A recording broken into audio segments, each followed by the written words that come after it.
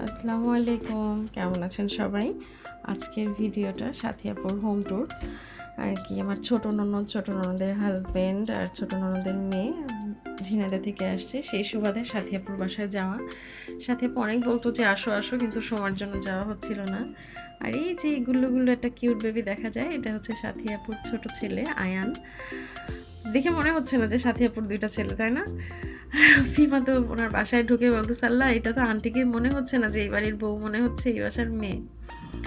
অনেক অনেক অনেক মাশাল্লাহ মাশাল্লাহ, অনেক সুন্দর একটা বাসায় আমি আমার লাইফে এই প্রথম আমি এত সুন্দর ডেকোরেশন একটা বাসা দেখলাম, যার কোনো জায়গা থেকে একটা খুঁত কেউ খুঁজে বের করতে পারবে না। এত সুন্দর নিট অ্যান্ড ক্লিন আর এত সুন্দর গুছানো, মাশাল্লাহ। কি করে যে উনি এত চিন্তা ভাবনা করে বের করলো, আমার কাছে খুবই ভালো লাগছে। সে সম্পূর্ণ তার মাথার বুদ্ধি দিয়ে এত সুন্দর করে সাজাইছে, প্রত্যেকটা টাইলস, প্রত্যেকটা শোপিস, সমস্ত কিছু অনেক সুন্দর। আর হচ্ছে আমি ওনার সাথী আপুর বাসার রান্নাঘরটা দেখে আমি আর অবাক হয়ে গেছি যে আমি রান্নাঘরের দরজার কাছে যে দাঁড়াই থাকবো, রান্না করতে ঢুকবো কীভাবে। ওনার ড্রয়িং রুমটা আমার খুব ভালো লাগছে, আমি এক এক করে দেখাচ্ছি। কিন্তু ফিমা ভিডিওটা করছে, টাইলসগুলো ভিডিও করতে পারিনি। সাথী আপুর বেডরুমের টাইলসটাও অনেক সুন্দর ছিল। তো হচ্ছে ওনার টয়লেটের লাইটিং সিস্টেমটাও সুন্দর ছিল।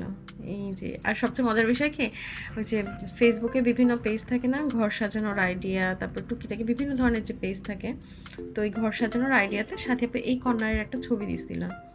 তো এই ছবিতে যথেষ্ট পরিমাণ কমেন্টস যে ডিশ ওয়াশটা কোথায়, ডিশ ওয়াশটা কোথায়। ডিশ ওয়াশটা কেউ খুঁজে পাচ্ছিল না। সাথী আপু আবার পরে ক্লু দিছিল ডিশ ওয়াশ খুঁজে বের করেন, কিন্তু কেউ পারছিল না। এর জন্য আমি আগে যেই বলছি কোথায় আপনার ডিশ ওয়াশটা আমি দেখবো। এটা হচ্ছে সাথিয়াপুর বেডরুম, মাশাল্লাহ মাশাল্লাহ। আর সাথিয়াপুর পর্দার চয়েসগুলো সবসময়ই অনেক সুন্দর থাকে। আর বেশিরভাগই সাথিয়াপুর আমি দেখছি যে এর আগে ওনার বাসায় যখন আসছি, উনি সাদা টাইপের পর্দাগুলো, পাতলা এই ধরনের পর্দাগুলো খুব পছন্দ করে। আসলে ওই ধরনের পর্দাগুলোর জন্য ঘরের চেহারাটাই পুরো চেঞ্জ হয়ে যায়।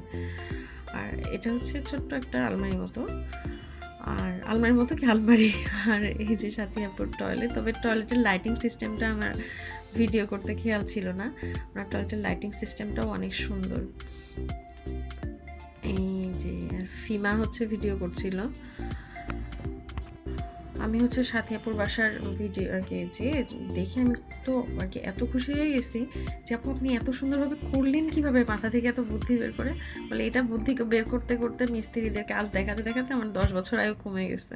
এটা হচ্ছে সাথী আপুর বাসার সাথী আপুর রুমের বেলকনি, ছোট্ট একটা বেলকনি। আর এটা হচ্ছে ড্রয়িং রুমের সাথে এই বেলকনিটা অনেক সুন্দর, অনেক সুন্দর করে ডেকোরেশন করাও, লাইটিং করাও।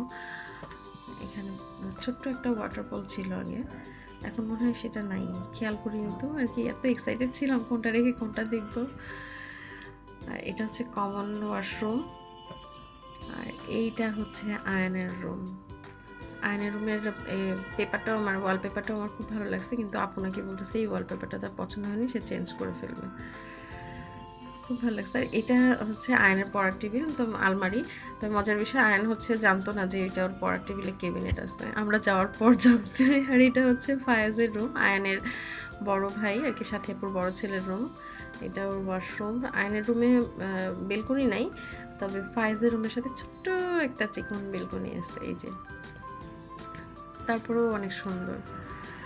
আসলে না, মাথায় বুদ্ধি থাকলে অনেক সুন্দর করে গুছানো যায়। শুধু বুদ্ধি না, সাথে টাকাও থাকতে হবে, এটাই আর কি।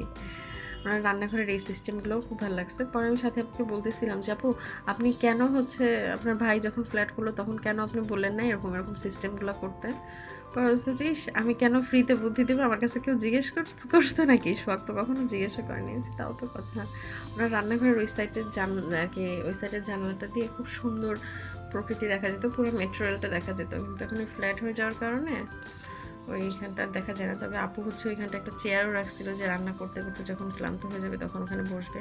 আর আমার ঘরে এরকম একটা কর্নার দরকার ছিল আমার বাসায়, যে ঝাড়ু টাড়ু এগুলো রাখার জন্য। ইস, কি মিষ্টি করে ধুচ্ছে সুন্দর হাত দিয়ে, ঘুরাই ঘুরাই ঘুরাই ঘুরাই। তো ওনার বাসার চিমনিটা আমার খুব ভালো লাগছে। চিমনিটা এই যে সেই জায়গা, ডিশ ওয়াশ খুঁজে কেউ বের করতে পারেনি। পরে আমি বললাম পরবর্তী এখন সামনেই রাখি ডিশ ওয়াশ।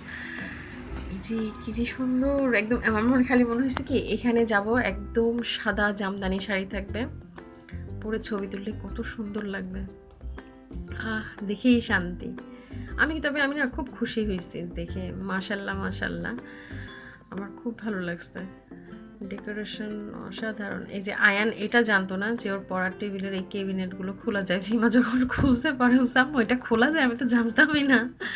আসলে এত বড় বাসা ও কোন দিকে দেখে কোন দিকে দেখবে, আর পড়াশোনার চাপে খেয়াল করতে পারে না।